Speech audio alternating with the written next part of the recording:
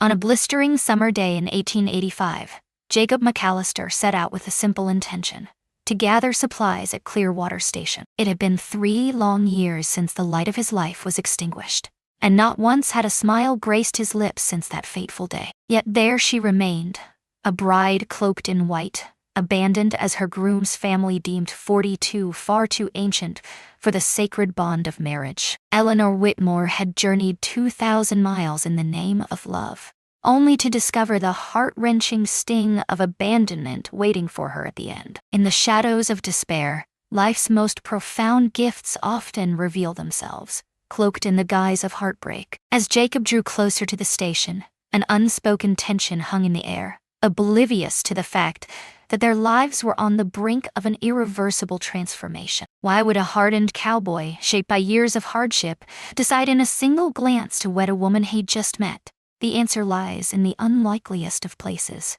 Where in the world are you listening from today? Drop a comment below. If you're enjoying this story, don't forget to hit subscribe.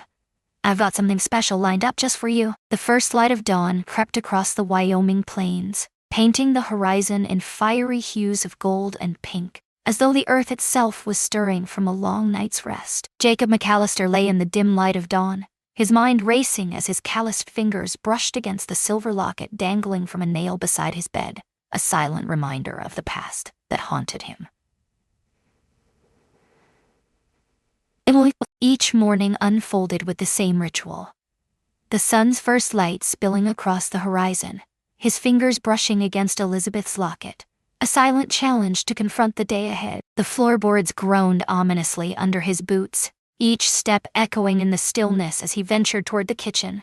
The ranch house stood vast and quiet, its hollow corridors amplifying every whisper of the wind. Even after 3 long years, he would occasionally call out, "Morning, darling," his voice echoing in the silence before the harsh reality struck him.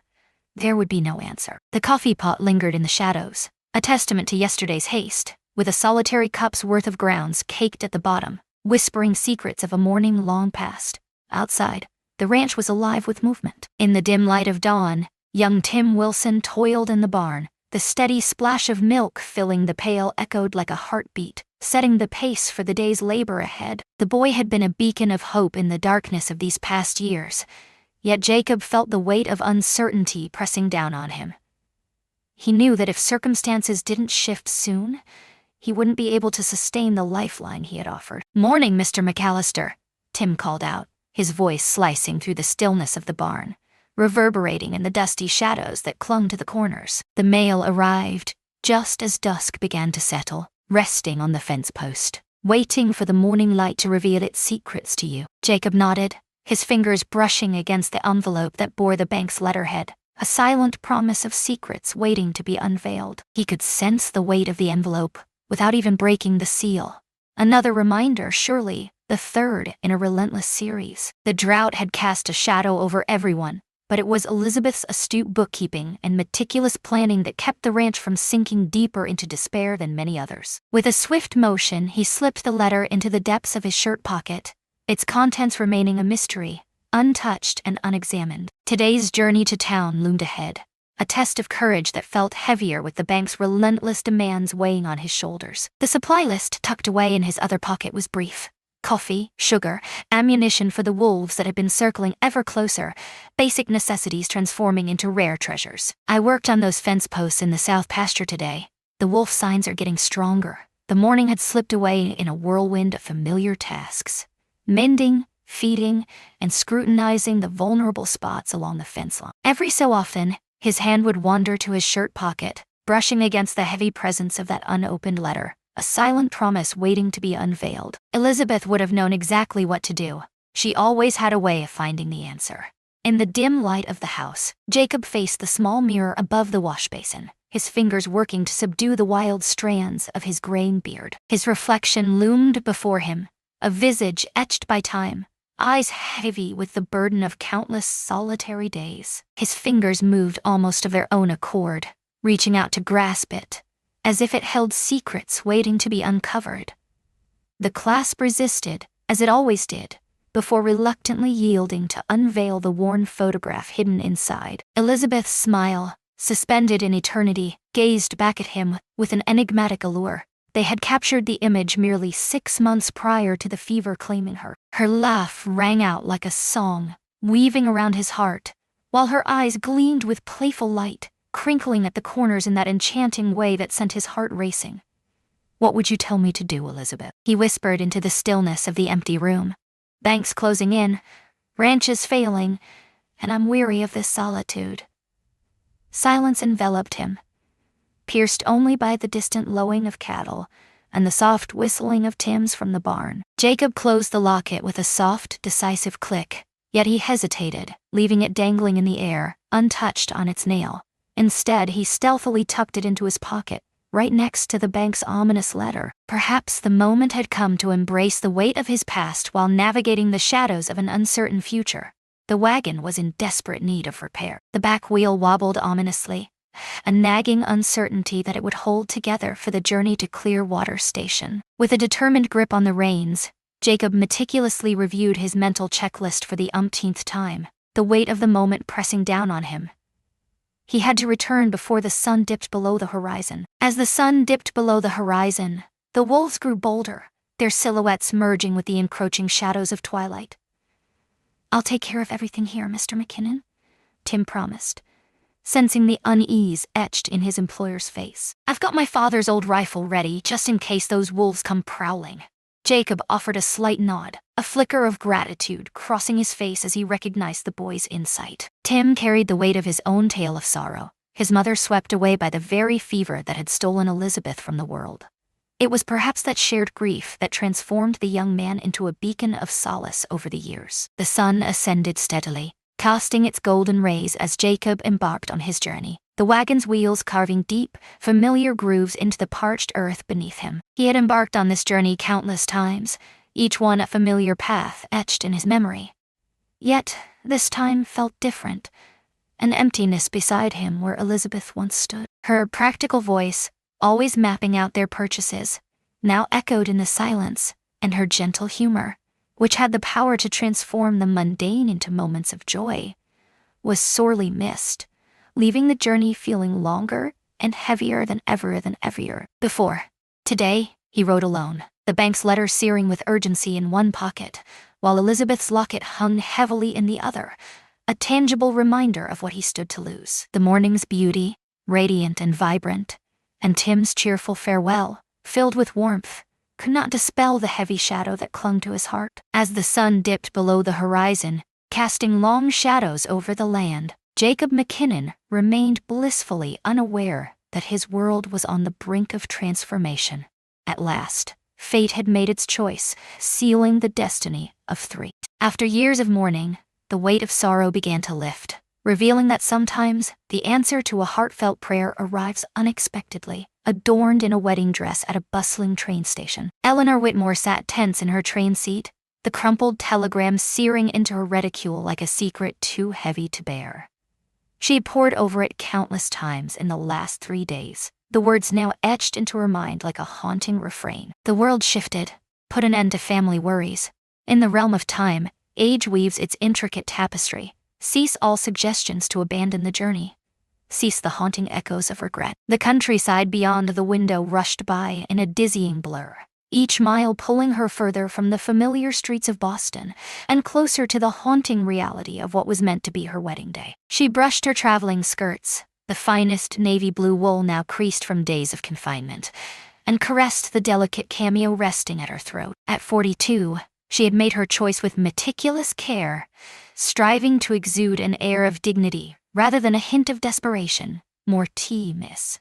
The porter's kind face emerged at her elbow, but Eleanor simply shook her head. Since the telegram had arrived in Chicago, intercepting her journey west, her stomach had known nothing but the bitter warmth of weak tea. "Too old," she murmured to her reflection in the window glass, as if the passage of time could truly define the value of her heart. As the train hurtled through the night, the other passengers shifted like shadows, their faces fading in and out of her periphery. Yet she stayed, a solitary figure, her gaze fixed on the fleeting stations that flickered by, each one a step closer to Clearwater, a destination that pulsed with promise. She could have turned back in Chicago, or Omaha, or at any of the countless stops along the way where she might have faced the truth and surrendered to the comfort of her quiet life teaching at Miss Prendergast's school for young ladies. Yet, deep within her, whether it was pride, a flicker of hope, or an unyielding stubbornness, something compelled her to continue down this westward journey. It was that same elusive pull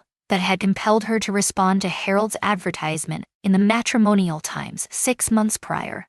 Established businessman seeks educated lady companion, age immaterial, character essential. Their letters unfolded like a captivating tale, rich with intelligent discourse about books, intertwined with shared views on education, and laced with gentle hints of affection blossoming between the lines. Harold stood apart from the Boston men who had brushed her aside, labeling her a shelf-worn spinster, too engrossed in her books and teaching to ever capture a husband in her youth. Next stop, Clearwater Station. The conductor's voice sliced through the air, jolting Eleanor from her daydream. With a sense of urgency, she clutched her small valise, having dispatched her trunk ahead, a reminder of her lingering humiliation. Her fingers trembled as she adjusted her hat, bracing herself for what lay ahead.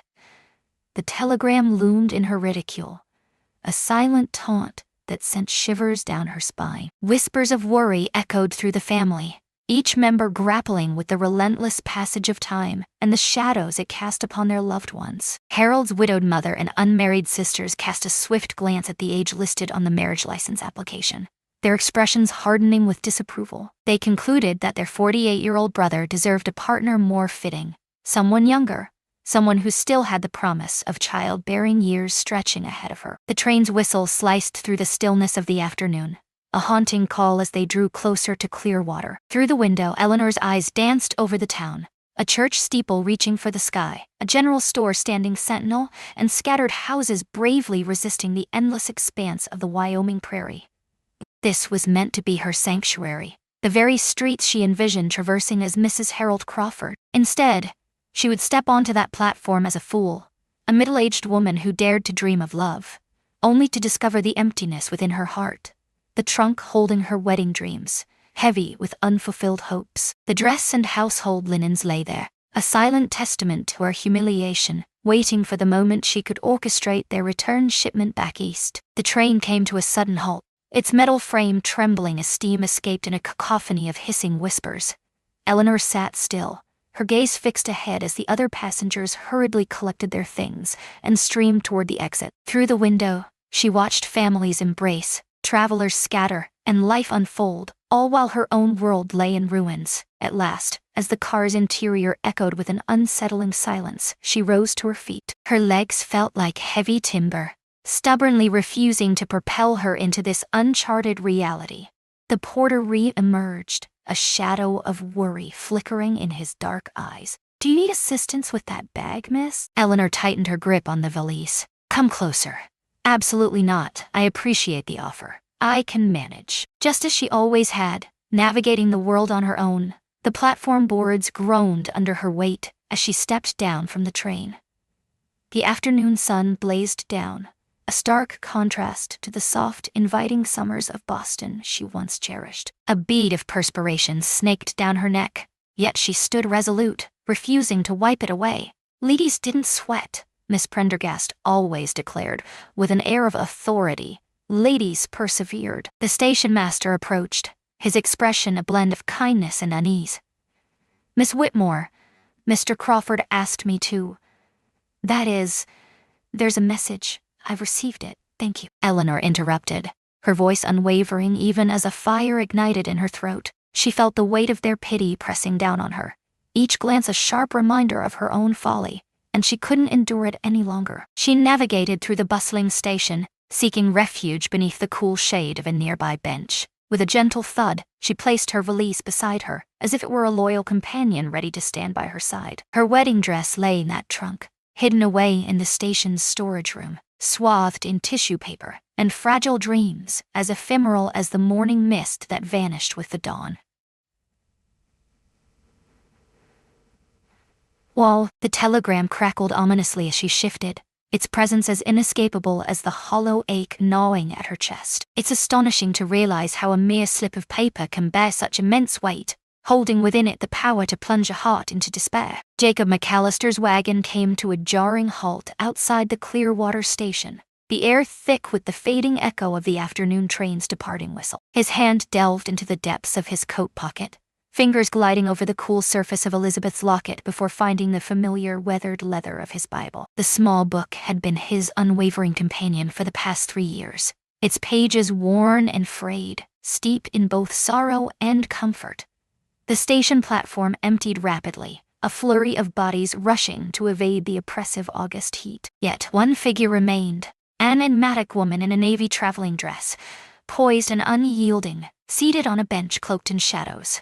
Her stillness held an undeniable allure, drawing his gaze like a moth to a flame. She stood alone, her gaze fixed on the horizon, as if the world around her held secrets yet to be uncovered. Her gaze held a haunting certainty, as if she understood the chilling truth that no one would arrive. "Afternoon, James," Station Master Peterson called out, his voice cutting through the heat as he wiped the sweat from his brow with a bandana. "Got the supply list for Thompson's store?" "Aye," Jacob replied, yet his gaze was irresistibly drawn to the woman.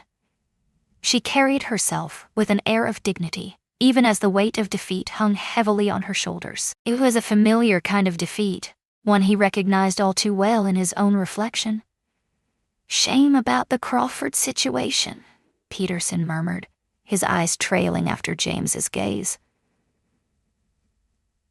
"The whispers have spread through every corner of the town." A lady journeyed from Boston with dreams of marrying Harold Crawford, only to have her hopes shattered when he backed out, claiming she was too old. It was his mother's influence, if you ask me.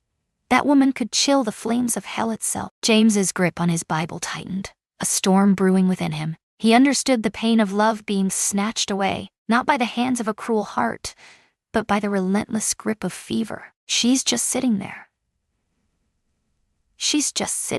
The trainees won't arrive until Thursday. She wanders aimlessly, a lost spirit with no refuge in sight.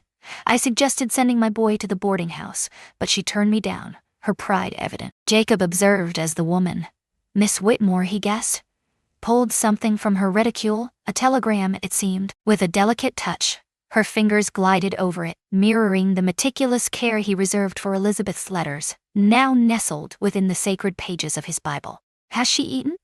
The question caught him off guard, just as it did Peterson. "She's turned down everything except tea since she got here this morning.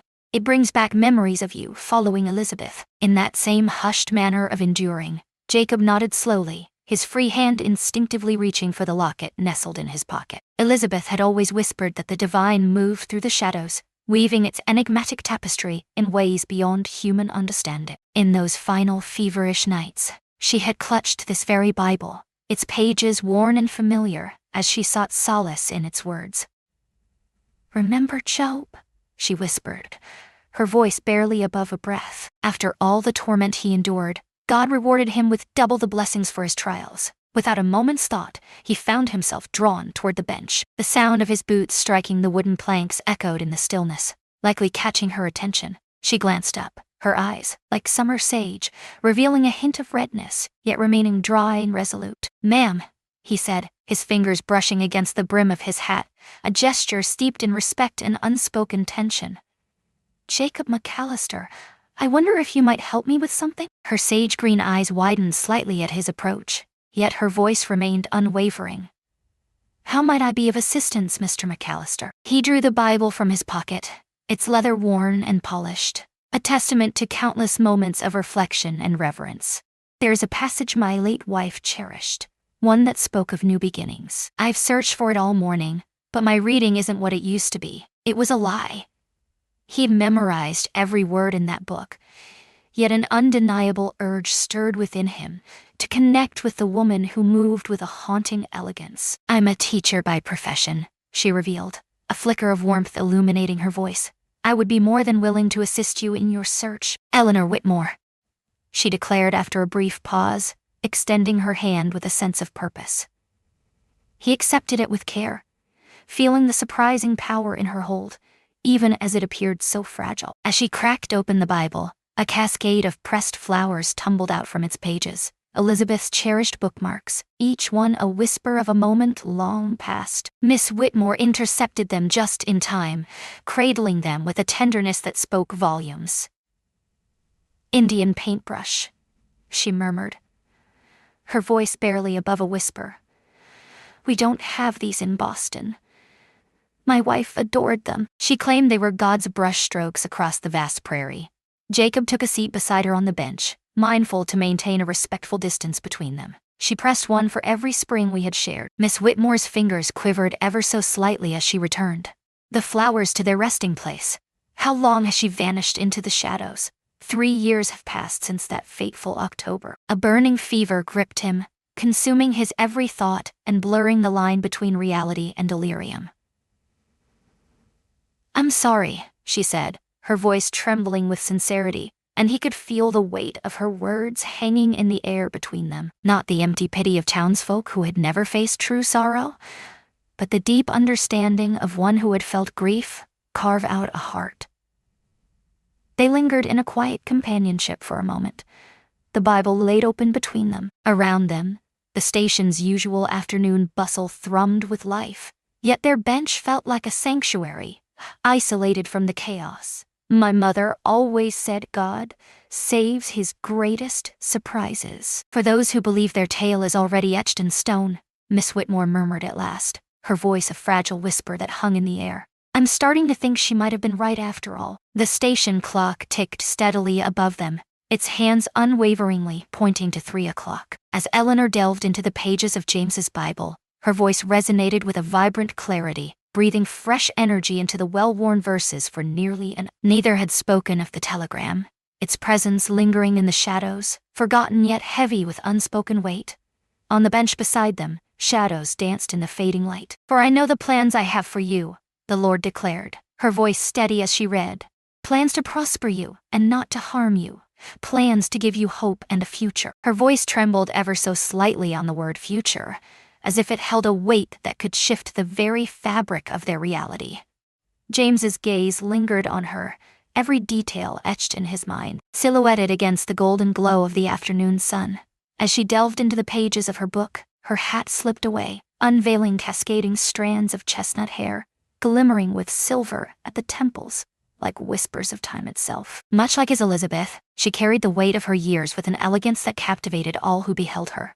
Every line etched around her eyes whispered tales of laughter and tears, each one a testament to a life lived to the fullest. The station clock echoed its chime, slicing through the silence and jolting them both from their thoughts. James's mind raced as he recalled the supply list, the wagon that awaited him, and the lurking wolves that would soon be prowling under the cover of dusk. But the mere idea of abandoning her in this desolate place was unbearable. "Miss Whitmore," he began, his voice steady yet filled with an unspoken weight. He hesitated, his mind racing for the perfect words. "Eleanor, I know our acquaintance is fresh, but I sense a connection between us, a shared understanding." She closed the Bible softly, her fingertips tracing the contours of its well-loved cover, as if sealing a pact between them. "Perhaps we do, Mr. McAllister." "James," he corrected softly. "I'm a man of few words, so let me be direct. I own a ranch 10 miles west of here. It's battling through tough times like everything else around, but it's good land, honest land." The clock ticked above them, each tick echoing the heartbeat of the silence. "I've been alone these 3 years," he went on, "and I've come to understand there's a chasm between merely surviving and truly living." As he gazed at her, a flicker of something profound passed between them. He felt the cool metal of Elizabeth's locket in his pocket, a silent connection to the past, as if his late wife were whispering her approval. "Sometimes," he murmured, "God brings together 2 shattered souls to create something beautiful once more." Eleanor's grip on the Bible tightened, her heart racing with the weight of his words. "Mr. McAllister, James, are you implying what I believe you are?" Her voice trembled with a mix of disbelief and hope. "I'm saying that any man foolish enough to think that 42 years of life renders a woman unworthy of love doesn't deserve the treasure of your time. I'm saying that while I may be a stranger to you, I am a man who understands. The worth of a heart that has braved the fiercest storms, emerging resilient and unyielding. A gentle breeze rustled the delicate pressed flowers, revealing their secrets nestled within the pages of the Bible. The station clock ticked ominously, signaling yet another quarter hour slipping away. "Are you—" Eleanor's voice quivered, a mix of disbelief and hope. "Are you proposing marriage, Mr. McAllister? I exist." He smiled, an expression that felt both strange and perfectly fitting on his face. "I know it seems sudden, perhaps even insane, but I've come to realize that life rarely grants us the luxury of time to ponder our choices. Sometimes, you must heed the whispers of your heart, Eleanor." She glanced at the telegram lying beside her, then returned her gaze to James. "I seek neither charity nor rescue, sir, just as I desire no substitute for what has been irrevocably taken from me," he answered with unwavering sincerity. "I'm offering partnership, understanding, a chance for both of us to begin again." The station master, caught in the moment, abandoned his pretense and stood motionless, broom in hand, as if time itself had paused. A handful of townspeople gathered on the platform, their curiosity piqued by the unexpected drama unfolding before them. "This is your ranch," Eleanor said, her voice steady, yet laced with an unspoken weight. Did you mention it was struggling? It is. I won't lie to you about that.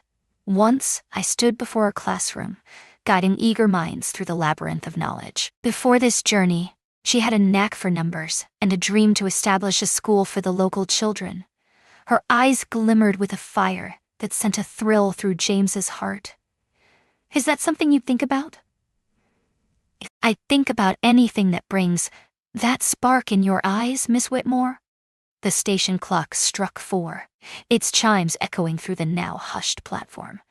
Eleanor glanced up at it, then turned her gaze back to James. "They'll call us both insane," she murmured, her voice barely breaking the silence. "People whisper countless tales. But the real question is, what does your heart whisper back?" She caressed the cameo resting against her throat, then steeled herself, her shoulders set with determination. "My heart whispers that the most captivating tales often begin with an ending, and maybe my mother was right about the unexpected gifts from God." Jacob stood, extending his hand to her. Then came Miss Eleanor Whitmore. "Would you do me the honor of becoming my wife today, if you're willing?" The clock ticked once, twice, 3 times before the silence enveloped them, thick with anticipation. She slipped her hand into his, a spark igniting between them. "Yes, Mr. Jacob McAllister, I believe I would." The town clerk's office loomed before them, a small, dimly lit room tucked away in the back of Clearwater's courthouse, suffocatingly filled with filing cabinets and heavy with the scent of dust and forgotten documents. Harold Mills, the steadfast clerk of 2 decades, lifted his gaze from the worn ledger as Jacob and Eleanor stepped inside, trailed closely by the enthusiastic station master, Peterson.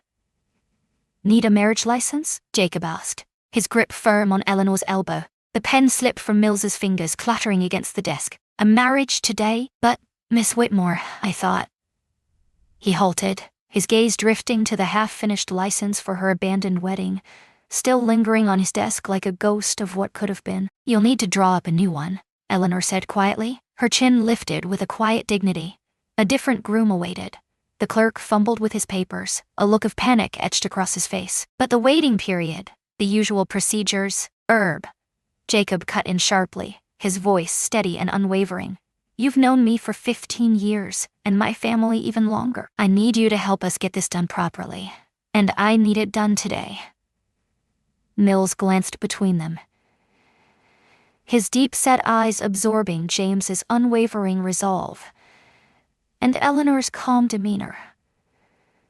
Could this be connected to Crawford's mother? "If she has pressured you, Miss Whitmore—" "No one has pressured me, Mr. Mills," Eleanor declared, her voice unwavering and resolute.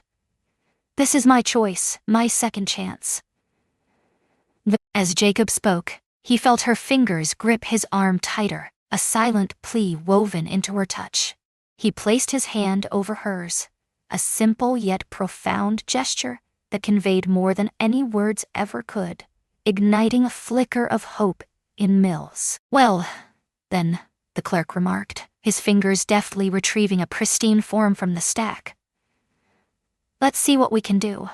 The scratching of his pen echoed in the dimly lit office, each stroke a heartbeat in the tense silence. Eleanor's hand quivered ever so slightly as she meticulously spelled out her parents' names, the weight of the moment pressing down on her. Her Boston address lingered in the air. Jacob observed the way she faltered before uttering the word spinster, her fingers gripping the edge of Mills's desk with a tension that spoke volumes. "Are you certain about this?" Jacob murmured, his voice barely above a whisper, meant only for her ears. "It's not too late to—" "I'm sure," she interrupted, her gaze locking onto his with an intensity that silenced the room. "Strangely more sure than I was about the other arrangement," the clerk remarked, glancing up from his writing, a flicker of intrigue crossing his face. "I require 2 witnesses. Peterson could be the one, but I'll go get Reverend Thomas," Peterson said, his eagerness palpable. "He's typically at the church around this hour getting ready for his Sunday sermon." As Peterson rushed out, Mills persisted in his meticulous documentation. "What will be the place of residence after marriage?" "McKinnon Ranch," Jacob replied, his gaze shifting to Eleanor, a hint of unspoken tension hanging in the air. "Unless McKinnon Ranch," she confirmed, and a spark ignited within him, lifting his heart higher than it had soared in years. Suddenly, the office door swung open, revealing Peterson, who was followed closely by a slightly disheveled Reverend Thomas, his collar askew as if he had been caught in the midst of dressing. "Jacob McKinnon," the Reverend gasped, catching his breath. "When Peterson here told me, well, I could hardly believe it. But witnessing the 2 of you?" He hesitated, his gaze lingering on them with a warmth that spoke volumes. "Sometimes the Lord works in mysterious ways." Eleanor's fingers brushed against the worn leather of the Bible nestled in her reticule. "James's Bible, now a bond between them?" "Yes," she whispered, her voice barely breaking the silence. "He does." Mills completed the license with a dramatic flourish, his eyes gleaming with anticipation. "Shall I file this now, or would you rather wait until after the ceremony?" Jacob gazed at Eleanor, allowing her to dictate the rhythm of their unfolding moment. With her shoulders squared, she embodied the essence of a dignified teacher, even as her travel-worn dress whispered tales of the journey, and the afternoon's emotional storm raged within her. "File it now," she commanded, her voice steady and resolute. "We've both waited far too long for our happiness." The clerk met her gaze, a silent understanding passing between them as he reached for his pen, a primal seal. The heavy brass stamp descended with a resounding thunk, its sound reverberating through the confines of the small room. Jacob observed the ink slowly drying, sealing their intentions with an undeniable finality in the eyes of the law. "Marriage license for Jacob Andrew McAllister and Eleanor Elizabeth Whitmore," Mills announced, his voice echoing in the stillness. "Dated August 15th, 1885. He lifted his gaze to meet theirs, a storm of uncertainty brewing within him. "Once I file this, there's no turning back." Eleanor's hand moved with purpose, her pen gliding across the paper, her signature a bold declaration of resolve. Jacob trailed behind, his jagged script contrasting with hers, mirroring the essence of their lives. 2 distinct journeys, converging into a single narrative. Under the watchful eyes of George Peterson, the station master, and Reverend William Thomas, Mills pressed on, the tension thickening as the other men stepped forward to inscribe their names. The late afternoon sun poured through the office's small window, illuminating the wet ink as Mills meticulously blotted the signatures. In that warm glow, Eleanor turned to James, her eyes shimmering with unshed tears and a flicker of something that resembled hope. "Well, Mr. McAllister," she murmured, her voice barely above a whisper, "it appears we are halfway married." "Indeed we are, Miss Whitmore," he responded, extending his arm toward her with a sense of gravity that hung in the air between them. "Shall we make it official?" The air buzzed with anticipation in Clearwater. By the time Jacob and Eleanor arrived at the quaint white church, a throng had assembled on its weathered wooden steps, eager to witness the moment. In the hushed atmosphere, women exchanged whispers behind their hands, while men stood solemnly, hats removed in a gesture of respect. A group of children flitted about, their laughter a stark contrast to the somber surroundings. Among the tombstones of the nearby cemetery, little Elizabeth Beth Peterson, the station master's daughter, approached Eleanor with a shy determination. Clutching a handful of wild prairie flowers, she hesitated for a moment before speaking. "Ma'am, we picked these for you." With a flourish, she presented a vibrant bouquet of Indian paintbrush, black-eyed Susans, and prairie sage, all tied together with a faded blue ribbon, likely pilfered from someone's hair. Eleanor knelt, oblivious to the dust that clung to her skirts, and accepted the bouquet as though it were the most exquisite roses plucked from a Boston conservatory. "They're beautiful," she whispered, her voice heavy with emotion. "Just perfect." The church's interior enveloped her in a cool, dim embrace, the air rich with the scent of beeswax and the weight of old hymnals. Afternoon light streamed through the simple stained glass, spilling vibrant patches of color onto the time-worn wooden pews, each hue whispering secrets of the past. Jacob caught a glimpse of Eleanor's gaze drifting toward the vacant front rows, a haunting reminder of where a bride's family would usually gather, their absence palpable in the air. "We can wait," he murmured, his voice barely above a whisper, as the tension hung thick in the air. "Send word to your people in Boston." She shook her head, her fingers tightening around the wild bouquet, a tempest of emotions swirling within her. "My family is here now, being forged in this very moment." Reverend Thomas's voice resonated from the pulpit as he cleared his throat. "Shall we begin?" The townspeople, once scattered and uncertain, now gathered in hushed anticipation as they took their places in the pews. Mrs. Thompson, the wife of the general store owner, had mysteriously conjured a piano accompaniment, despite no one having asked for it. The wedding march echoed through the air, its formal notes striking a jarring contrast to the tension that hung heavy in the atmosphere. "Dearly beloved," Reverend Thomas began, his voice resonating through the rafters, weaving a spell of anticipation in the air. "We are gathered here today to witness something remarkable, not merely the union of two souls, but the victory of hope over adversity, of faith conquering fear." Jacob stood tall beside Eleanor, the weight of Elizabeth's locket pressing against him, feeling the strength of this courageous woman at his side, adorned with wildflowers. Hands filled the air with the intoxicating scent of a prairie summer. "Marriage," the Reverend continued, "is not to be entered into lightly. Some might argue that these two have rushed into a union, binding their lives together after only a few fleeting hours of knowing one another. Yet, I tell you, there are instances when the divine orchestrates events with such clarity that to question his timing is to embrace doubt instead of wisdom." Eleanor's fingers quivered slightly around the bouquet stems, a fragile symbol of her emotions. James, sensing her unease, reached over and steadied her trembling hands with his own, weathered and reassuring. "Jacob McCallister," Reverend Thomas intoned, his voice echoing in the hushed chapel. "Do you take this woman to be your lawfully wedded wife? To love, honor her, and cherish her in sickness and in health, for richer or poorer, until death do you part?" The air thickened with anticipation as James's voice, though quiet, resonated with unwavering conviction. "I do," he declared, each word a solemn vow that seemed to bind their fates together. As Eleanor Whitmore stood before the gathering, the air thick with anticipation, the Reverend's voice rang out, echoing the weight of tradition. "Do you take this man to be your lawfully wedded husband? To love him, honor him, and cherish him in sickness and in health, for richer or poorer, until death do you part?" With a determined lift of her chin, Eleanor's voice pierced through the tension, unwavering and resolute. "I do." The Reverend paused, his gaze shifting to the empty space where rings would typically rest, a stark reminder that this hurried ceremony had cast aside the usual preparations. "Hold on," a voice echoed from the shadows. Mrs. Thompson rushed ahead, yanking an object from her finger with urgency. "The ring that belonged to my mother. She'd want it used for love." With a determined gaze, she pressed a simple gold band into Eleanor's hand, the weight of the moment heavy in the air.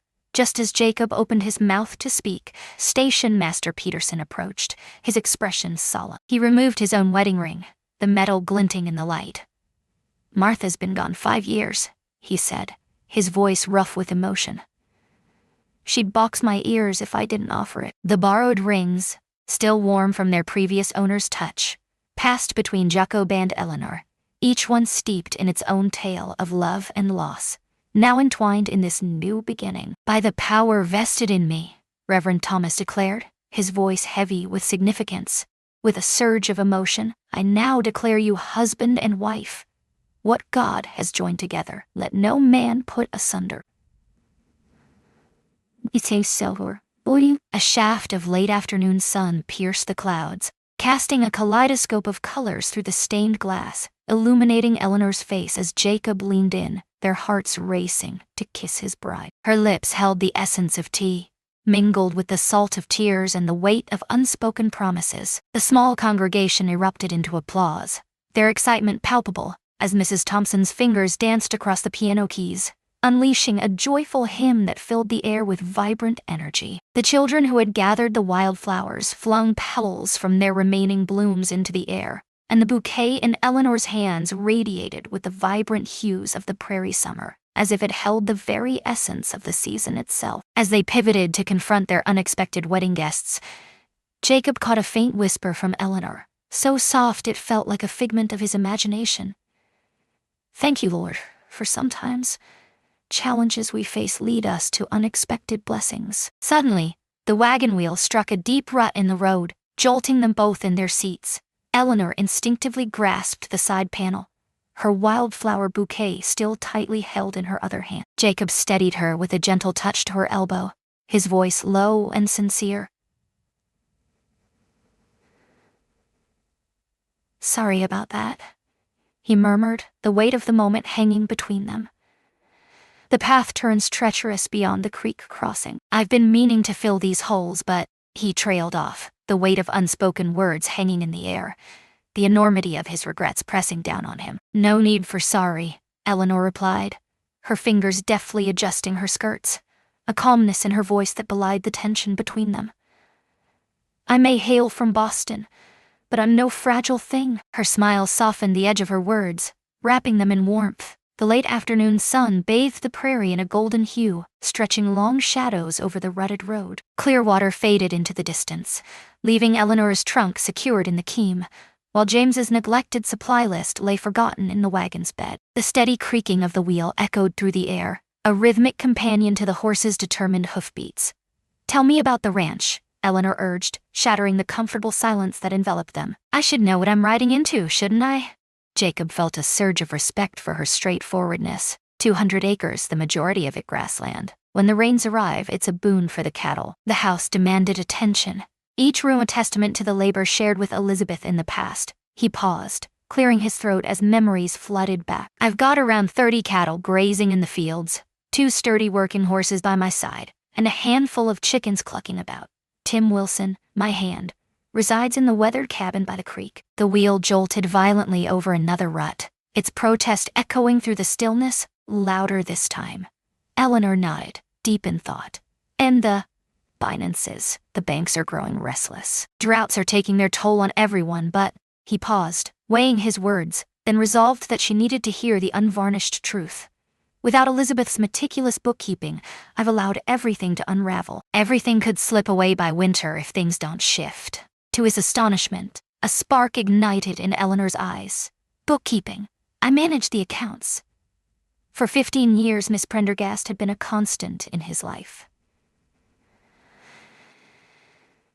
Numbers are like old friends to me, he mused. The wagon wheel groaned as they turned a bend, unveiling the first sight of McAllister Ranch on the horizon. Jacob observed Eleanor intently, noting the way her eyes absorbed the scene.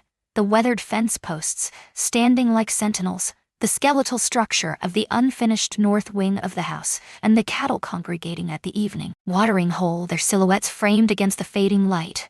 It's not much, he began, but she interrupted him, her eyes blazing with intensity. It's everything, she declared, with unwavering conviction. It's a beginning. The wheel struck another rut, jolting them harder this time. The unsettling wobble in the back axle felt more pronounced than it had that morning.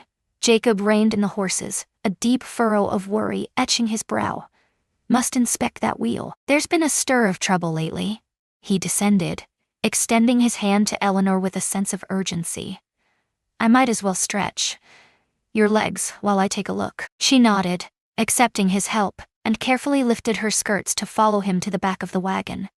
There, the wheel revealed its troubled state, the wooden spokes bearing the marks of strain where they connected to the hub. "I can manage at home," Jacob murmured, more to himself than to Eleanor, as uncertainty flickered in his eyes. "But it'll need replacing soon. Another expense we can't really afford." Eleanor knelt beside him, disregarding her dress, and traced a finger along one of the cracks. "Like veins in an old hand, aren't they? Each one telling a story of journeys taken." Jacob turned to her, surprise flickering in his eyes. Those were the very words Elizabeth would often utter. She possessed an uncanny ability to uncover beauty amidst the shattered remnants of life. "Maybe that's what pulled us toward our partners," Eleanor murmured, a flush creeping across her cheeks at her own daring. The wheel creaked again, a sound that seemed to echo his own unexpected joy. Jacob felt a laugh bubble up from deep within, a sound he hadn't heard in what felt like an eternity. "Miss Whitmore, Mrs. McKinnon," he amended, the weight of the name hanging in the air. "I believe you might be right." She rose, shaking the dust from her skirts. "Eleanor," she reminded him, her voice steady yet laced with an unspoken tension. "We're married now, after all." "Eleanor," he repeated, savoring the name as it rolled off his tongue. The wagon wheel creaked ominously as they climbed back aboard, yet its protests felt insignificant with her by his side. They pressed on, the wheel's rhythmic creak echoing in the stillness. Eleanor's bouquet, once vibrant, now drooped under the weight of the late afternoon sun, yet she clutched it fiercely, a symbol of her resilience. The prairies unfurled ahead, bathed in the rich hues of gold and purple as the sun dipped lower, casting a spell over the landscape. "Will Tim be in for a shock?" "What is it?" Eleanor inquired, her voice cutting through the silence like a knife. "To discover his employer wed?" Jacob laughed, a hint of disbelief in his voice. "I doubt he's as shocked as I am. Boys, he'd been saying for months that I needed someone to help set things right." He glanced at her, though I doubt even he envisioned it unfolding in this way. The wheel's steady rhythm pulsed like a heartbeat, weaving through their soft laughter, creating an atmosphere thick with unspoken connection. Its creaking echoed like a haunting melody, whispering, "Here lies the beginning of a tale, the dawn of a journey. Two lives entwined like wooden spokes around a shared axis. Their strength forged in the weight of togetherness." The kitchen is the heart of any home, Eleanor had always held as truth. As dusk descended upon the McAllister ranch, she stood in the kitchen, absorbing every detail around her. The wood-burning stove, with its temperamental damper, exuded a sense of history. Shelves were lined with dusty mason jars, each holding secrets of the past, while a cast-iron skillet, worn and weary, hung prominently near the stove, a testament to countless meals prepared within these walls. "Elizabeth's pride," Jacob murmured, his eyes tracing the path of her gaze to the skillet. "I carried it all the way from Pennsylvania when we exchanged our vows." "No proper kitchen is complete without one," Eleanor murmured, her fingers gliding over the skillet's smooth surface. "It lacks a touch of seasoning," she remarked, "but it's a remarkable piece." "I haven't touched it since," Jacob said, clearing his throat. "I've mostly been sharing meals with Tim or just getting by." The kitchen windows mirrored their hesitant movements as they ventured into this unfamiliar territory side by side. Eleanor had shed her hat and gloves, yet her traveling dress remained, now creased and dusty from the long wagon ride. Jacob lingered hesitantly by the door, a figure caught in the tension of an unfamiliar territory that had abruptly transformed into a shared space. "Mr. McAllister, James," Eleanor amended, her voice steady yet laced with a hint of uncertainty, "would you mind if I attempted to prepare us some supper?" The relief on his face was unmistakable. "I would appreciate your help, but I must caution you, our supplies are minimal." Eleanor was already rolling up her sleeves, her eyes scanning the pantry with the meticulous gaze of a seasoned chef. Flour, salt, a hint of lard, and fresh eggs from your chickens lay before her, waiting to be transformed into something extraordinary. At his nod, she pressed on, her curiosity piqued. "And is that a ham hanging in the back?" "Tim's mother occasionally sends one my way. She says the thought of me starving is unbearable." "Smart woman," Eleanor murmured, her voice barely above a whisper. She reached for the skillet, her fingers brushing against the cool metal. Would you mind building up the stove fire? Her eyes flickered with a hint of mischief. And perhaps you could show me where you keep the well bucket? The simple requests wrapped around Jacob like a comforting blanket, easing the tension that had coiled tightly within him, igniting a newfound sense of purpose. As he approached the stove, Eleanor hefted the heavy skillet toward the wash basin, initiating the meticulous process of restoration. The surface glistened as the rhythmic scrubbing filled the encroaching darkness with a comforting sound. Found some potatoes in the root cellar, Tim's voice echoed from the core.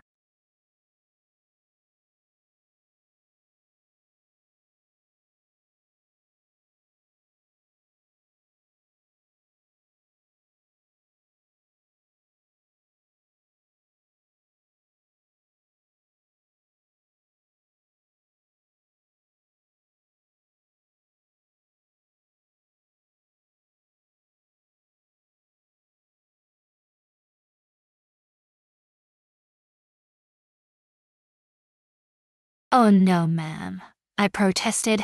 I couldn't possibly impose on your first... Nonsense. No, she cut in with unwavering resolve. From what I gather, you've been sustaining this man for 3 long years.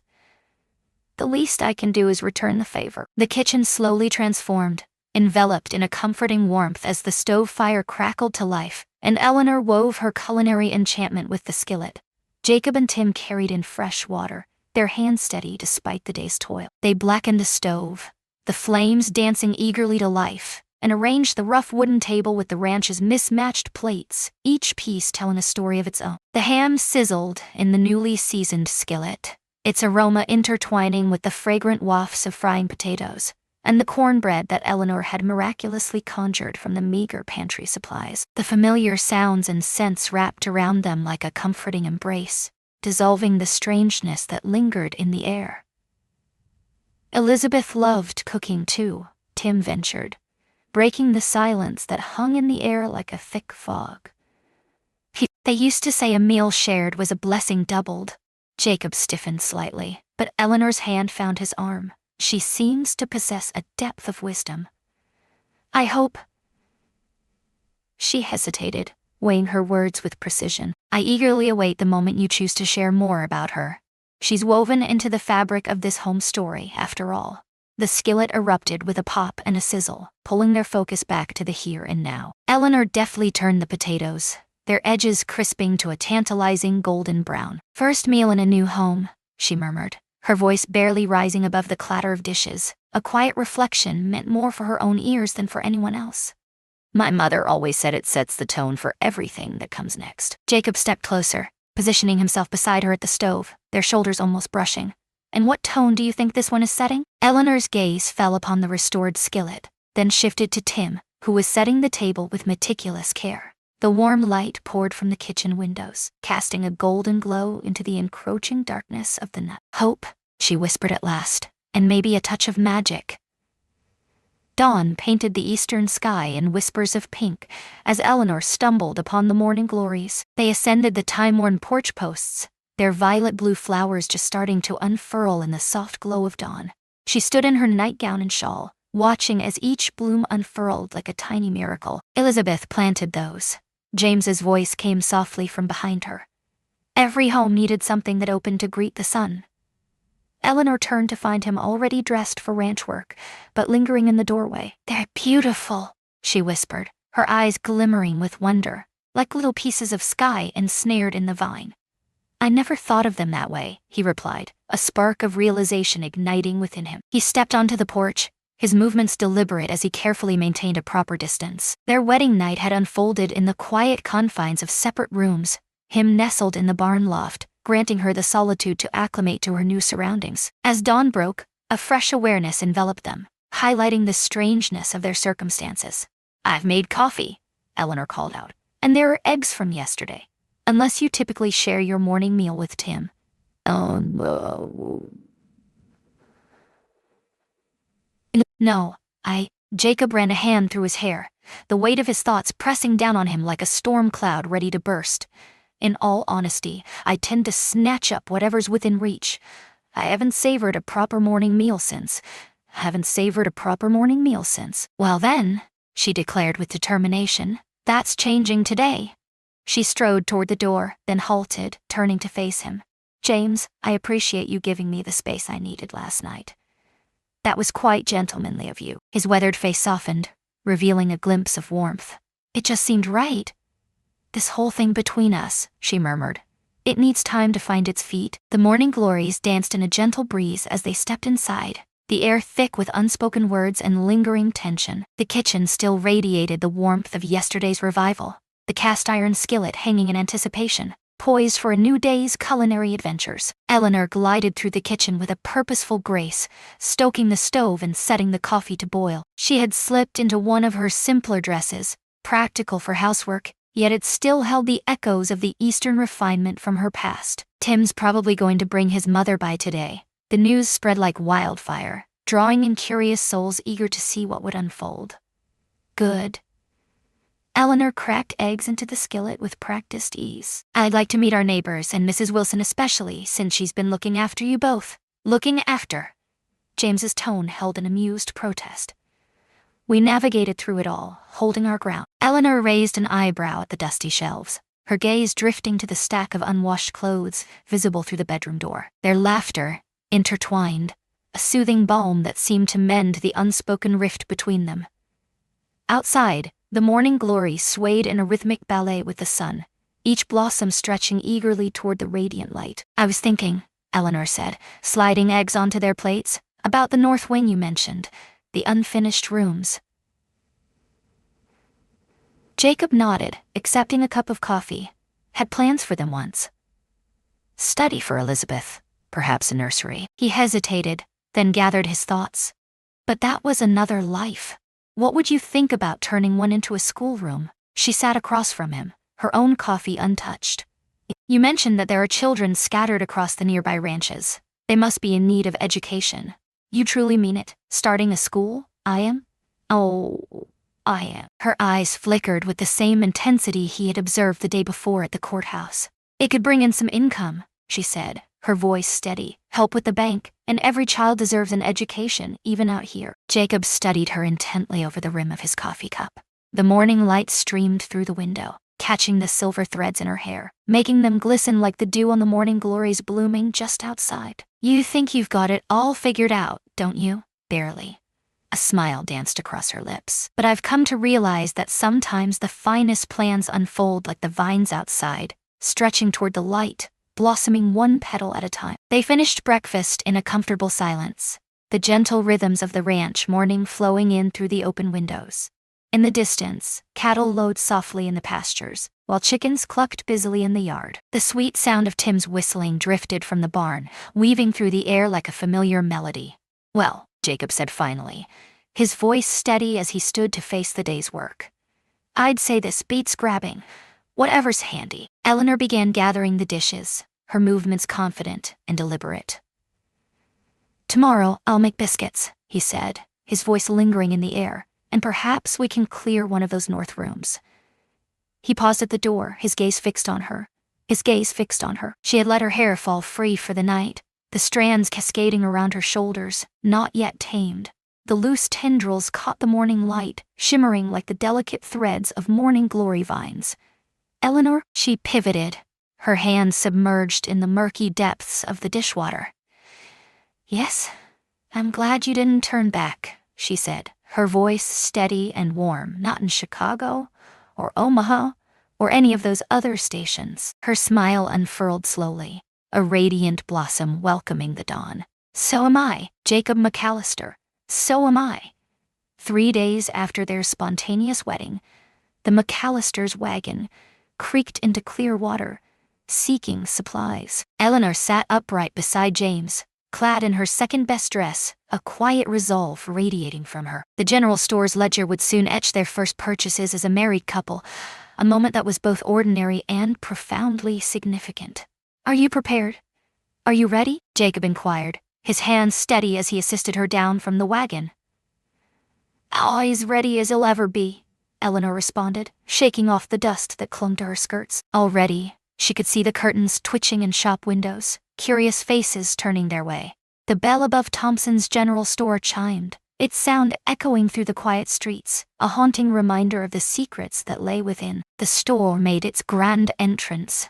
Mrs. Thompson glanced up from her spot behind the counter, where she diligently recorded entries in the store's massive ledger. "Well," she said with a warm smile, "if it isn't our newest bride, wearing Martha Peterson's ring proud as you please." Eleanor's fingers brushed over the borrowed wedding band, its surface gleaming softly from her careful polishing. "I hope to do it justice." Mrs. Thompson's voice broke through the tension. "Agnes, please. And you have already, my dear." Harold Crawford's mother has stormed in here 3 times, her demeanor as sour as spoiled milk, fixated on that train schedule. If you ask me, she deserves every bit of it. Jacob cleared his throat. "We've arrived for the supplies, Agnes. Eleanor is on a mission to establish proper housekeeping."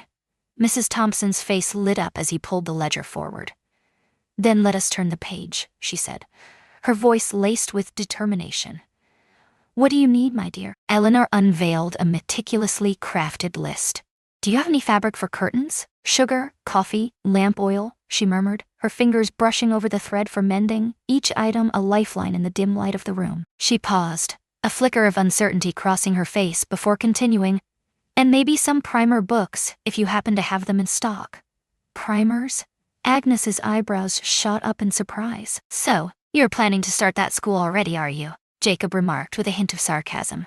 "Word travels fast around here, faster than summer lightning in this town." Agnes, undeterred, continued to jot down items in her ledger, her focus unwavering, and a good thing, too. The youngest of the Wilsons could certainly use some schooling. Smart as a whip, that one, but wild as prairie grass. As Agnes gathered their supplies, other customers began to drift in, each one adding to the atmosphere of anticipation. Eleanor sensed the weight of their gazes upon her, the hushed tones of their conversations wrapping around her like a shroud. She steeled herself, narrowing her focus. As they scrutinized the fabric bolts, the air crackled with tension, each discussion of prices and qualities weaving a tapestry of familiarity between them. Agnes spoke with an ease that suggested she had navigated this world for years, her confidence palpable. "Your credit's good here, James," she declared, her voice steady as the total was inscribed in the ledger. "Always has been." "Always has been." Eleanor's fingers brushed against James's arm, a fleeting connection that sent a shiver through the air. He could protest. "We'll pay what we can now," she said firmly, "and work out a schedule for the rest if you're willing." Agnes's respect visibly deepened. "Just like Elizabeth," she murmured softly. She was known for maintaining the most immaculate books in town. She pivoted the ledger, directing it toward Eleanor. "Look at this," she murmured. Her last entry from 3 years past lay before her, as orderly as if it had been printed. Eleanor's gaze lingered on the meticulous columns and the exact figures. Numbers had always been her forte. The finest assisted countless ranches in this area to maintain their accounts with precision. Agnes's gaze deepened with contemplation. "You know," she said, "if you're thinking about teaching, there could be a demand for adult lessons as well. Bookkeeping, numbers, that kind of thing." The bell chimed once more, welcoming Mrs. Crawford and her eldest daughter into the room. A hush enveloped the store. Eleanor sensed the tension radiating from Jacob beside her, yet she maintained a calm and steady voice. "That's an excellent suggestion," Agnes said, her eyes sparkling with intrigue. "Perhaps we could discuss it over tea sometime." Mrs. Crawford let out a small sound of disapproval, but Eleanor remained unmoved. Her gaze was fixed on Agnes as she meticulously entered their purchases in the ledger, each item a brick in the foundation of their new life. Fabric for curtains to gently diffuse the harshness of morning light, foundations for youthful imaginations, sweetness for treats that would fill a home with delightful aromas. "Home!" Agnes exclaimed, her voice ringing out as she counted the coins, the clink of metal echoing in the air, then speaking loud enough to carry. "And welcome to Clearwater, Mrs. McAllister. We're blessed to have you," they said. They loaded their purchases into the wagon, the weight of the town's gaze heavy upon them. Eleanor could hear the whispers, sense the stares, yet she held her head high, unyielding against the scrutiny. Let them talk. She held her head high, determined to show the world how a woman of 42 could carry herself with dignity. As Jacob assisted her onto the wagon seat, she caught a glimpse of their reflection in the store window. A tall, weathered rancher and his city-bred wife, their stark differences illuminated in the glass, like a story waiting to unfold. But the ledger had recorded their first purchases together, marking the beginning of something new. A marriage of practical needs and hopeful hearts. Were they truly ready to head home? Jacob asked softly. Where is home? A word so simple, yet it encapsulates a world of complexity. Eleanor tilted her bonnet, shielding her eyes from the relentless afternoon sun. Yes, she whispered, her voice barely breaking the silence. I believe I am. Behind them, Agnes Thompson inscribed one last entry into her ledger.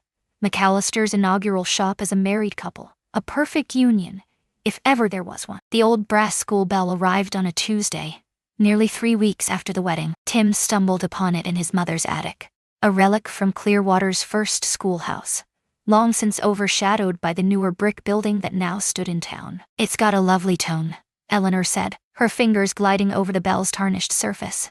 She stood in what had once been the north wing of the ranch house, now a testament to her unwavering determination and relentless effort. New curtains brightened the windows, and simple benches, crafted by Jacob and Tim during evening hours, lined the walls. Ma says it called 3 generations of kids to learning. But Tim offered, I reckon it's got some magic left in it. Jacob stood in the doorway, his gaze fixed on Eleanor as she delicately hung the bell near the window. In the weeks following their hurried marriage, he witnessed his struggling ranch begin to thrum with a newfound vitality. The house, once a solemn testament to sorrow, now wafted the warm aroma of fresh bread and the crisp scent of polished furniture. Eleanor's meticulous figures danced across the account books, weaving together the fragmented tales of years gone by. First class starts Monday, Eleanor said, stepping back to admire. The bells chimed, marking the placement of the Wilsons 3, the Hendersons twins, and little Elizabeth Beth Peterson. 6 students to begin their journey. 7, Tim corrected, shuffling his feet. If you don't mind, she said, her eyes sparkling with excitement. Teaching someone a bit older. I've been wanting to learn my figures proper. Eleanor's face lit up. Tim, she said, her voice laced with sincerity. I'd be honored. She then turned to James, her eyes glinting with unspoken promises. And you'll join us for the evening sessions? Agnes Thompson asked, her voice laced with enthusiasm.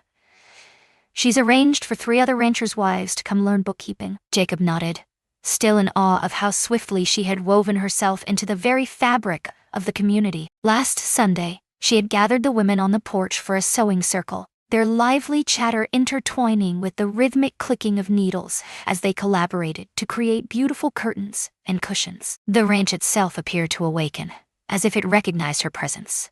The vegetable garden, once a wild tangle of weeds, now flourished with neat rows of late summer plantings. The chicken coop stood renewed, the hens bustling within, their clucks echoing the promise of increased egg production. Even the troublesome north fence stood straight again, thanks to Eleanor's discovery of an error in the supply ledger that had freed up funds for new posts. James, Eleanor's voice pulled him from his thoughts. Would you test the bell? See if it still echoes with its voice. He stepped forward, gripping the bell's rope tightly in his hand. The clear, bright tone that rang out across the vast prairie pierced the stillness, bringing an unexpected lump to his throat. How long had it been since these walls had echoed with anything but silence? Perfect, Eleanor breathed, her voice barely above a whisper. Then, noticing his expression, she asked, Are you all right? Just thinking, he replied slowly, about what Elizabeth used to say. How a home needs 3 things. Love to warm it, work to maintain it, and dreams to help it grow. Eleanor's hand found his, their borrowed wedding rings touching. Wise words hung in the air, heavy with meaning. She would have liked you, Jacob said suddenly, his voice heavy with unspoken emotions. Or she would have appreciated how you've brought all 3 back here. Tim, sensing the weight of the moment, diplomatically turned his gaze to something fascinating outside the window, while Eleanor's eyes shimmered with unshed tears, reflecting the bittersweet memories that hung in the air. I hope, she whispered, that somewhere she feels the warmth of love wrapping around her home once more. The bell's rope swayed gently in the breeze from the open window, its shadow dancing across the freshly swept floor. Outside, the afternoon sun bathed the prairie grass in a golden glow, while distant cattle grazed in serene oblivion. The rhythmic sound of horses in the barn echoed in the air, a reminder that ranch work loomed, even on this day of significance. "Best get back to it," Tim said, tipping his hat. "Those fence posts won't set themselves." As he stepped away, Eleanor approached the newly installed blackboard, her elegant hand gliding across the surface as she meticulously penned the lessons for the coming week. Jacob lingered, captivated by the sight of her, marveling at how seamlessly she belonged in this space, once destined for a different purpose, a life that had long since faded. "Eleanor?" She turned, her fingers dusted with chalk. "Yes, thank you. In the realm of possibility," she said, "where I could only perceive loss." Her smile, warm and unwavering, was the very spark that had drawn him in at the train station. "That's what teachers do, Mr. McKinnon." We gaze into empty rooms, envisioning futures yet to be penned. The school bell caught the late afternoon light, its brass surface gleaming like a promise. Come Monday, it would echo across the prairie, summoning children to learn, women to master their accounts, and one grateful rancher to tally his unexpected blessings. But for now, it stood as a silent witness to two souls discovering that love, much like the pursuit of knowledge, transcends the boundaries of age, only the boundless potential of starting anew. The storm arrived suddenly, casting the October afternoon into darkness as deep as night. Eleanor was in the midst of teaching when the first gust struck, rattling the schoolroom windows with a ferocity that sent little Elizabeth Beth Peterson into tears. "Class dismissed," Eleanor announced, her voice unwavering, even as thunder roared overhead. "Tim," she shouted, urgency lacing her voice. "Help the children home before—" But the rest of her words were swallowed by a thunderous crash echoing from the north pasture. Jacob burst through the door, rain dripping from his hat. Fences down. It must have been struck by lightning. Catalyst was rattled. Eleanor was already in motion, shedding her teaching shawl for a rugged oilskin coat. How many were making their way to the break? "You can't go out dressed like that." "How many?" Her voice left no room for dissent. "How many?" "At least 30 head. Tim and I can't manage alone." The words hung in the air, heavy with urgency, as another crash of thunder reverberated through the night, punctuating his plea. Then it settled into an eerie stillness. Eleanor gathered her skirts, pinning them up for riding. "Elizabeth Beth," he urged, "take the others to the storm cellar. There lies bread and water waiting for you. Don't come out until one of us returns." The wind howled, nearly knocking them off their feet as they stepped outside. Rain lashed down in stinging sheets, and lightning illuminated the sky, transforming night into a brilliant, terrifying day for fleeting moments. Eleanor could see the broken fence post through the deluge, split and smoking, where lightning had struck. Beyond it, panicked cattle were already streaming through the gap. "Take the south side," Jacob shouted above the howling storm. "Tim, and I will try to turn them at the creek." With a surge of determination, Eleanor swung onto the mare that Jacob had been training her to ride. Her heart raced, a wild drumbeat in her chest, yet her hands remained steady on the reins. 3 weeks of riding lessons hadn't prepared her for this, but necessity was forcing confidence.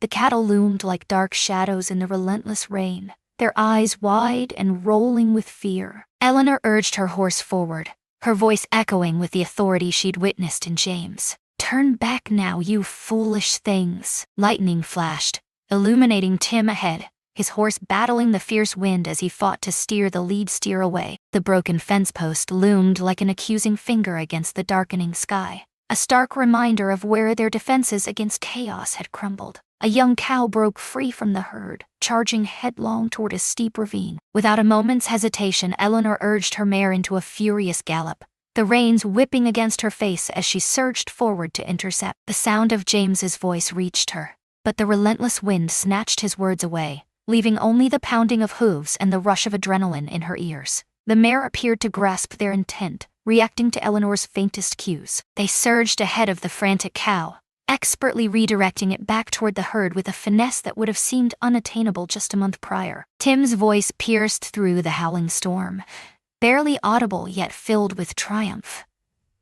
He had successfully turned the lead steer, and slowly, the rest of the cattle began to circle. Their panic started to ease as the reassuring presence of the riders closed in around them. Jacob emerged through the rain, his face a tumultuous blend of worry and pride. "Eleanor," he called, his voice barely rising above the thunder. "Are you—" The air crackled with electricity as lightning struck again, closer this time, illuminating the darkened sky. Eleanor's mare reared, but years of teaching fidgety children had forged her a steady seat. She wrestled the horse into submission, her gaze fixed on the horizon where more cattle thundered toward the gap. For what seemed like an eternity, they battled against the storm's relentless wrath. The broken fence post stood as their rallying point, a silent sentinel amidst the chaos as they slowly gathered the scattered herd. Eleanor's arms throbbed with fatigue, each movement a reminder of the weight of their task. Her dress clung to her skin, drenched beneath the oilskin, yet a fierce joy surged within her. She worked alongside her husband, standing as his equal partner. Jacob had gathered spare posts from the barn, diligently making temporary repairs to the fence line. "I've never witnessed anything like this," Tim exclaimed, steadying Eleanor as she dismounted from her mare. "Where do you plan to drive that heifer, Mrs.?" McAllister felt as if he had been riding for an eternity. "Books aren't the only things that can teach us," Eleanor replied, her legs trembling now that the crisis had finally passed. "At times, life compels us to master new skills with astonishing speed." Jacob knelt down, his fingers brushing against the splintered wood of the broken fence post. His face was etched with worry. "We could have lost half the herd if you hadn't been here," he murmured. "But I was." Eleanor shifted closer, standing beside him, their bodies leaning into one another, drawing strength from their connection. In that moment, they understood that together, they could confront any crisis that lay ahead. The splintered wood of the post seemed to echo their own lives, broken patterns that, when reassembled in a new way, could forge something stronger than before. "You're shivering," Jacob observed, shrugging off his coat to drape it around her shoulders. "Yes, well," Eleanor replied, managing a smile despite the chill. "I don't remember this being part of my teaching credentials." His laugh was a rough mix of relief and something more profound. "Eleanor McKinnon, you're a wonder. I don't think I've ever seen a city woman adapt to ranch life like you. Embrace existence as you truly have. Embrace existence as you truly have." "Perhaps," she murmured, her voice barely above a whisper. "I had been biding my time, searching for the perfect ranch. The letter arrived, shrouded in mystery, 6 weeks after the wedding." The Boston postmark and the elegant handwriting leaped out at Eleanor, instantly recognizable. With trembling hands, she clutched her sister Clara's letter, standing in the kitchen, where the morning sun poured through her newly hung curtains. "Is something wrong?" Jacob asked, pausing in the doorway, his arms heavy with an armload of firewood. "Not wrong, exactly." Eleanor traced her sister's familiar script. "It was simply unexpected. It was simply unexpected. I penned a letter to my family," she began, her voice trembling with unspoken emotions. "After our marriage, I felt a surge of hope. But deep down, I didn't truly expect anything to come of it." James, with a steady hand, set the wood down carefully, the weight of their unshared burdens hanging in the air between them. "Would you like privacy to read it?" "No," she said quickly. "No, I'd like you here. No, I'd like you here." The paper crackled as she opened it, Clara's words spilling out like a flood. "Dearest Eleanor, your letter arrived yesterday, and I must confess, I dropped Mother's finest teacup in sheer shock. Bound by vows to arrange her." Our steadfast Eleanor, who always declared that romance was a folly for the young. "I hardly know whether to scold you for such impetuousness or applaud your courage." Eleanor's voice trembled, caught between admiration and concern. Jacob stepped closer, his presence a steady warmth at her shoulder, grounding her in the moment. Father, on the other hand, remained silent at first, sitting in his study for what felt like an eternity. Then he emerged, announcing that any man who could recognize her worth at a mere glance must be worth knowing. Tears pricked at Eleanor's eyes, as James's hand found hers, their borrowed wedding rings touching. "I've enclosed something," Clara's letter continued. "Found it in that trunk of grandmother's things. It's not much, but perhaps it will help make your new house feel more like home." A small daguerreotype slipped from the envelope. There she stood, grandmother on her own wedding day, a vision of pride in her 43rd year, beside the grandfather who had loved her fiercely until his last breath. "She married late too," Eleanor whispered. "I had nearly let it slip from my mind. Mother never approved, yet they were so blissfully entwined." James's gaze lingered on the photograph. "You possess her smile," he said, his voice a low murmur that wrapped around them like a warm embrace. "That same look of knowing your own mind." Eleanor leaned into his shoulder, finding solace in his strength as she continued to read, the words dancing before her eyes, drawing her deeper into the moment. Clara's words brought their Boston life to life in striking detail. The dramas of Mother's garden club, Father's relentless academic quests, the family cat's epic battles with the baker's dog. "They're still there," Eleanor mused, a sense of wonder in her voice. "All my old life unfolding as if on a stage, yet it feels like a tale belonging to someone else now." "Do you regret it?" Jacob asked quietly. Trading brick walls for prairie winds, Eleanor looked around, taking it all in. In the kitchen, herbs hung from the rafters, their earthy scent mingling with the air. Students' drawings adorned the window, each one a glimpse into their creativity. The space was alive with the comfortable clutter of a life being woven together, each item telling a story of shared moments and dreams. "No," she declared with unwavering resolve, "but it brings me comfort to realize I haven't lost them completely. Clara mentioned she might come by in the spring if we're open to it." "Of course we are," Jacob replied, his voice rich with warmth.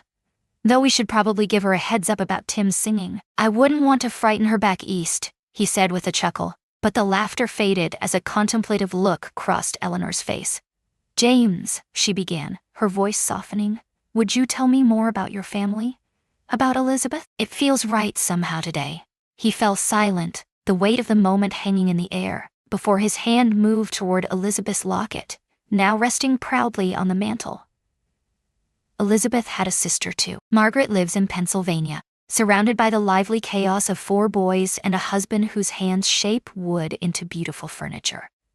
The morning unfolded like a rich tapestry, each thread a story shared among them. Eleanor listened intently as Jacob recounted the heart-wrenching tale of his younger brother, lost too soon, while Elizabeth spoke fondly of her father, the man who ignited her passion for horses. They reminisced about the aunt whose thoughtful wedding gift, a cast-iron skillet, had become a cherished heirloom, binding their pasts together in a warm embrace. In return, she recounted Clara's childhood escapades, the fervent arguments her father had with his university peers, the tale of the grandmother who wed for love at 43 and cherished every moment of it. "Family isn't merely defined by blood," Jacob declared at last, lifting the daguerreotype with a reverent touch. "It's about choice, the bonds we forge, the tales we decide to carry forward." Eleanor's mind drifted to her students, to Tim and his mother, to Agnes Thompson and the ladies of the sewing circle. "It's a tapestry we weave, each thread a story, each moment a color from all the fragments life offers us." The morning sun pierced through the horizon, illuminating the daguerreotype's silver surface, transforming it into a mirror of endless possibilities. In that reflection, Eleanor glimpsed her grandmother's radiant joy, her own present contentment, and a future unfurling before them, brimming with cherished memories and untold stories yearning to be experienced. The harvest moon loomed low and golden over the prairie, casting elongated shadows that danced across the McAllister ranch. Eleanor nestled in her rocking chair by the flickering fire, her fingers deftly weaving the final threads of their first quilt together. The intricate pattern unfolded, a testament to her own creative vision. Good morning, glories and prairie grass intertwined in a mesmerizing dance of east meeting west. "That's fine work," Jacob said softly, his voice barely above a whisper as he paused in his evening accounts, captivated by the graceful movement of her hands. The ledgers glimmered with potential now. Eleanor's bookkeeping classes had woven a thread of hope, bringing in enough extra income to lighten their financial load with the bank. It's our story, she said, her fingers gently caressing the nearly finished quilt. Look closely. These blue fragments are remnants of my teaching dress from Boston. And these brown bits are from your worn work shirt, the one that snagged on the fence last month. Jacob stepped forward, his calloused fingers gliding over the intricate pattern. And this bright yellow Elizabeth Beth Peterson's hair ribbon. She insisted I use it. She said it would bring sunshine to our dreams. A smile crept across Eleanor's face as the memory washed over her. The children have grown increasingly possessive of our home. Indeed, the ranch had undergone a remarkable transformation with the arrival of harvest season. The schoolroom now thrived with 12 eager students, their lessons coming alive with the sharp, clear ring of the brass bell. The evening adult classes had expanded, with ranchers' wives exchanging recipes and sharing life wisdom amid their bookkeeping lessons.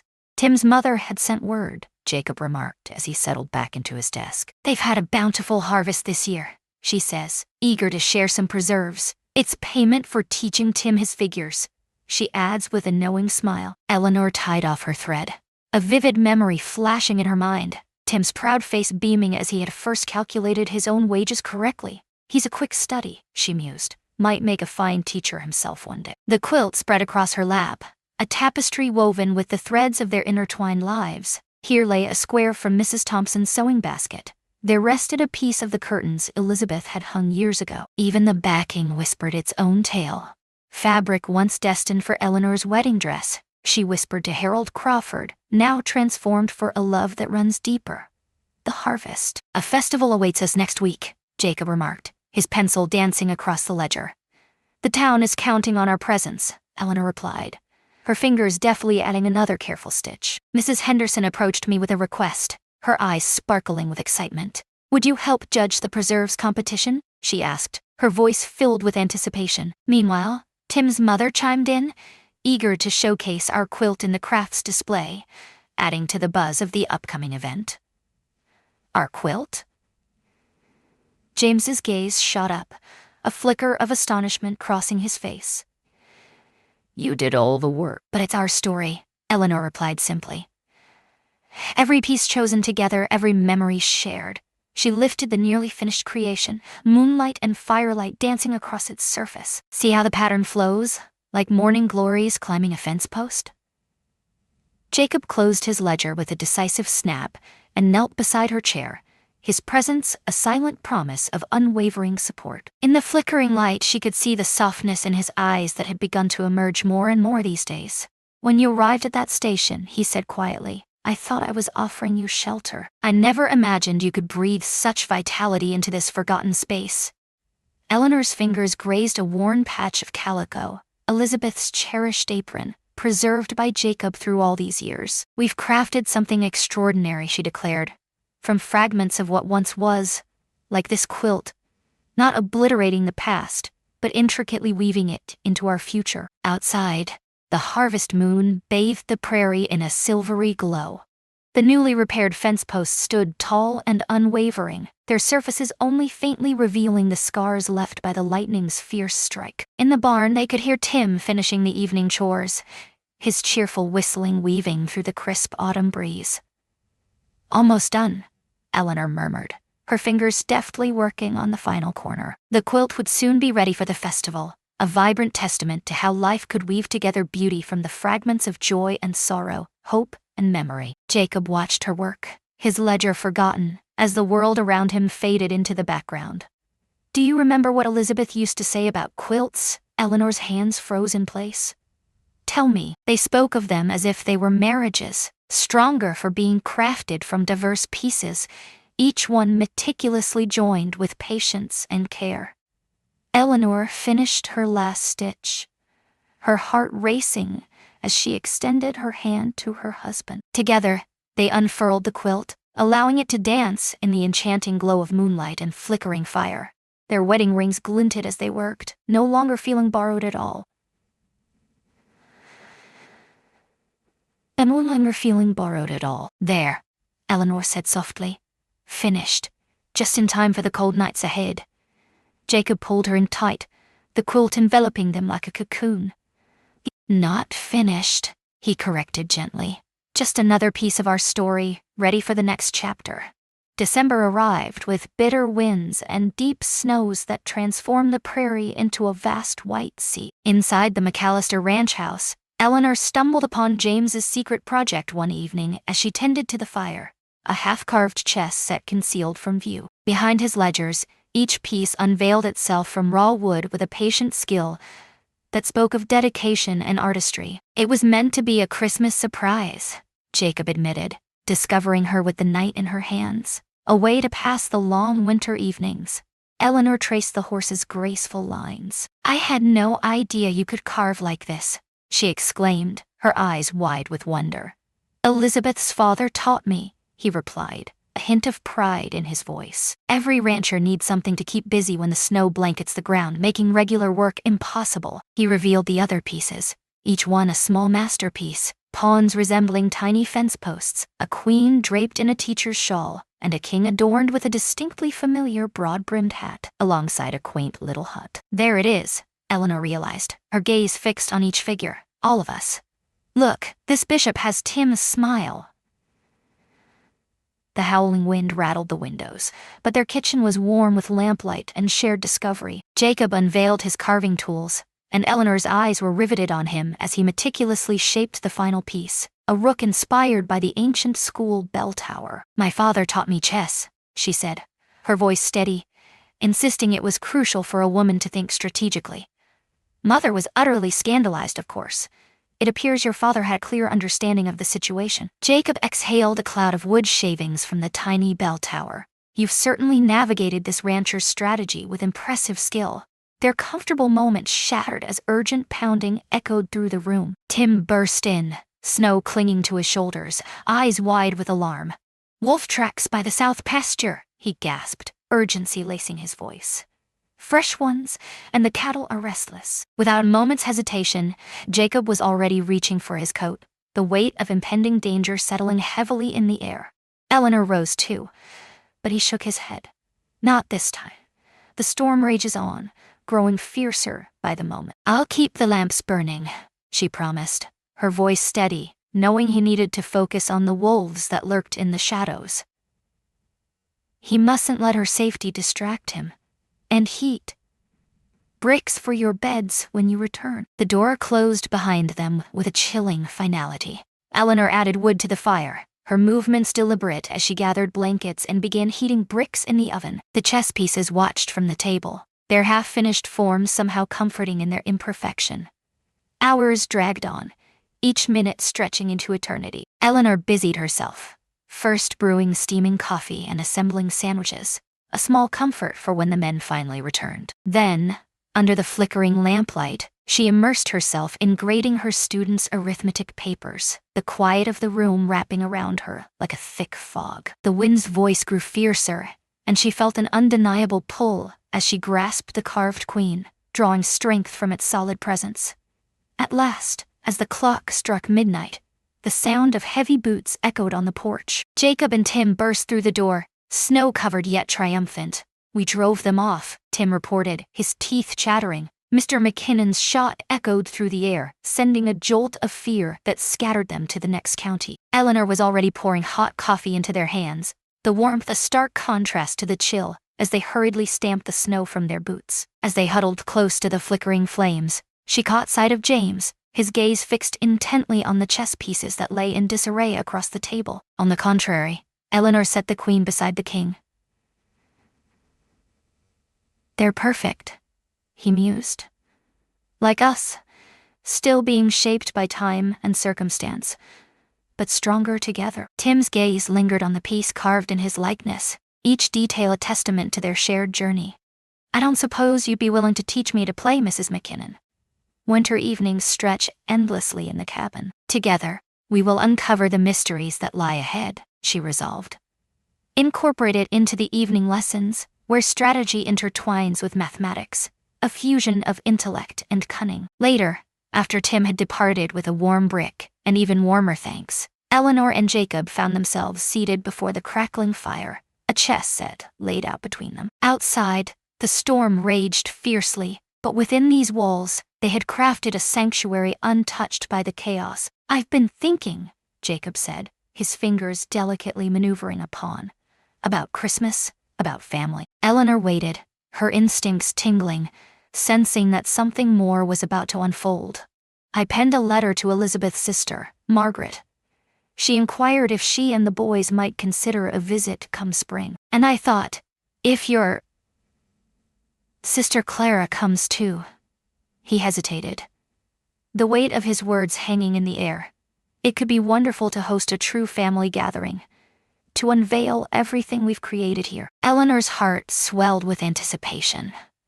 This was what she had ventured west for, yearning to discover, not merely the promise of marriage, but a profound sense of belonging, an opportunity to create something far greater than herself. "Check," she whispered, her fingers gliding over the board as she moved her bishop with precision.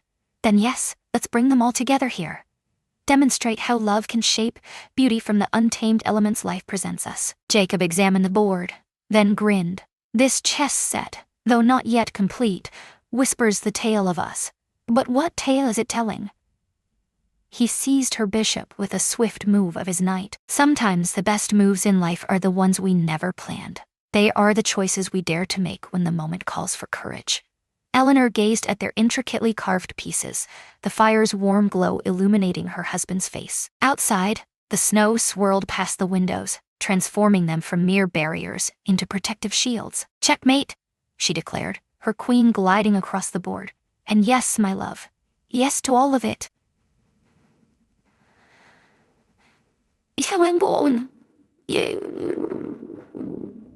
The new garden tools arrived with the first warm wind of March, a wedding gift months delayed by winter storms. Eleanor unwrapped them with a sense of reverence on the kitchen table, revealing a sharp spade, a sturdy rake, and a gleaming trowel. Each tool bore an engraving, "For Eleanor McAllister, from the Ladies of Clearwater." "Ancient Harmoner, Territor Fay. Seems they finally decided you're staying," Jacob remarked, observing her as she arranged the tools like precious jewels, as if there had ever been any doubt. Eleanor's fingers glided over the engraving, tracing the letters that formed not Mrs. Jacob McAllister or the new Mrs. McAllister, but her own name, her own identity, acknowledged and cherished. The morning glories she had planted last fall were already pushing through the soil beside the porch, their tendrils stretching eagerly toward the warming sun. Soon they would ascend the very posts where Elizabeth's vines had thrived, weaving their own tale into the rich tapestry of the ranch's history. "She'll be here next week, and Margaret writes that she and the boys will come the week after." Jacob nodded, his expression pensive. "The ranch feels transformed, a world apart from the last time Margaret laid eyes on it. When Elizabeth was..." He paused, the weight of unspoken words hanging in the air. Eleanor, however, grasped the unvoiced truth. "I honored her memory," she whispered, her voice barely breaking the silence. They had crafted something entirely new, yet the echoes of the past lingered unforgotten. The evidence of their journey was woven into the very fabric of their surroundings. Elizabeth's locket still held its place of honor, but now it sat beside Eleanor's grandmother's daguerreotype. Skillet served up biscuits, a tantalizing blend of both Elizabeth's cherished recipe and Eleanor's delightful Boston variations. The quilt they had crafted together lay across their bed, a tapestry of old memories and new dreams woven into one comforting embrace. As their first anniversary drew near, it wasn't just the traditional paper milestone they anticipated, but a celebration of transformed spaces and healed hearts. The schoolroom now held 20 eager students, with Tim stepping into the role of assistant teacher, balancing his time between the demands of ranch duties. The evening accounting classes had become a lifeline for 3 neighboring ranches, steering them away from the brink of foreclosure. "I've got something to show you," Jacob said suddenly, his voice laced with urgency. "I've been waiting for the perfect moment," he said, guiding her toward the barn. The morning sun poured through the high windows, casting a golden glow around them. In the dim light of the room, beside Elizabeth's weathered saddle, a new one stood proudly. Its tooled leather shimmered, glistening with a sheen of fresh oil, beckoning with untold stories. "I had it made in town," Jacoby explained, his voice laced with a hint of pride. "I thought it was time you had your own, properly fitted." After that storm rescue last fall, Eleanor touched the saddle reverently. Like the garden tools, it bore her name, but this time, in James's own careful hand, it was carved into the leather like a declaration of belonging. "The ranch is showing a profit," she said, her voice thick with emotion. "First time in 4 years, according to the ledgers. We could have used this money for what greater purpose than this?" Jacob interjected softly. "You've established roots here, Eleanor, deep ones. This is my way of saying I recognize that. And I honor it." Through the barn door, they caught sight of the schoolroom windows shimmering in the morning light. The brass bell was poised to ring, summoning their ever-expanding family of students to the day's lessons. The garden tools lay heavy in the kitchen, poised to breathe life into the soil that had remained dormant for far too long, ready to usher in a new era of growth. "I've been thinking," Eleanor said slowly, her voice